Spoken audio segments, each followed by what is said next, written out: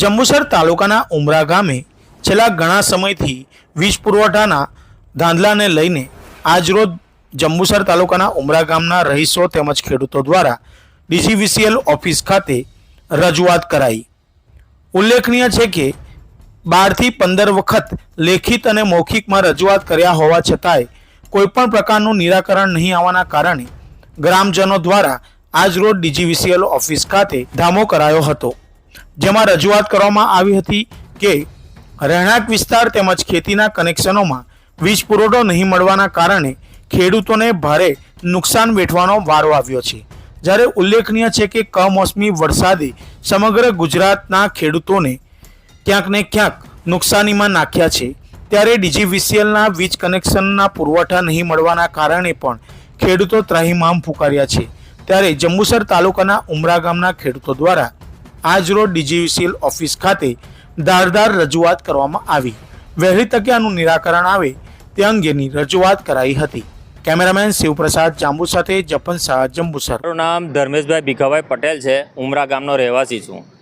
અહીંયા આગળ અમારા જીઈબીની અંદર અમે વારંવાર 12 થી 13 વખત કમ્પ્લેન કરી છે, ડીજીવીસીએલમાં કમ્પ્લેન કરી છે, પણ અમારું કોઈ સાંભળતું નથી।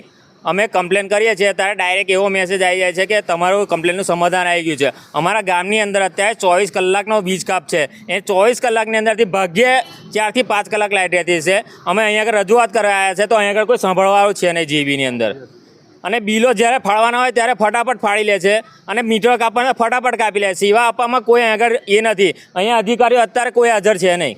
તો અમારી એટલી માંગ છે કે અમને કોઈ અહીંયા આગળ એ કરે, અમારી કોઈ માંગ સાંભળે અને અમને ત્યાં આગળ 24 કલાકનો અમને લાઇટ મળે, એ જ અમારી માંગ છે। અમે 12 વખત કમ્પ્લેન આપી છે ડીજીવીસીએલની અંદર, એનો રેકોર્ડ પણ છે આ મોબાઈલની અંદર મારા।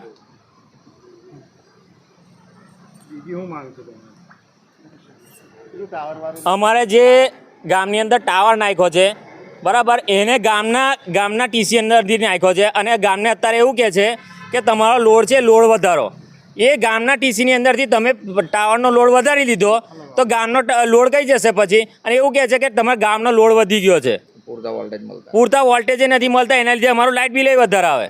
સંદીપ વિનોદભાઈ પટેલ છે અને અમે લોકો ઉમરાથી આવ્યા છે।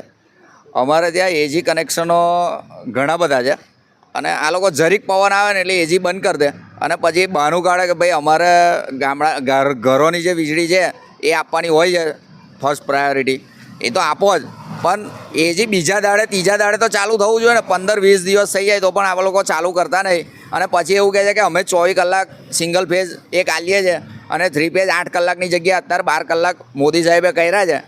અને કહેવામાં આવે છે ઘણી વખત કે ભાઈ અમે ખેડૂતોને સારી વીજળી આલીએ છીએ, આ છે તે છે, પણ વીજળી પૂરતી મળતી નહીં, એના લીધે ખેડૂતોને જે આગમસ જે પાક ઉગાડવાનો હોય છે એમાં અત્યારે તકલીફ પડી રહી છે, અને ઘણા ખેડૂતોને તો તુવરો ઉગાડેલી સુકાઈ ગઈ છે।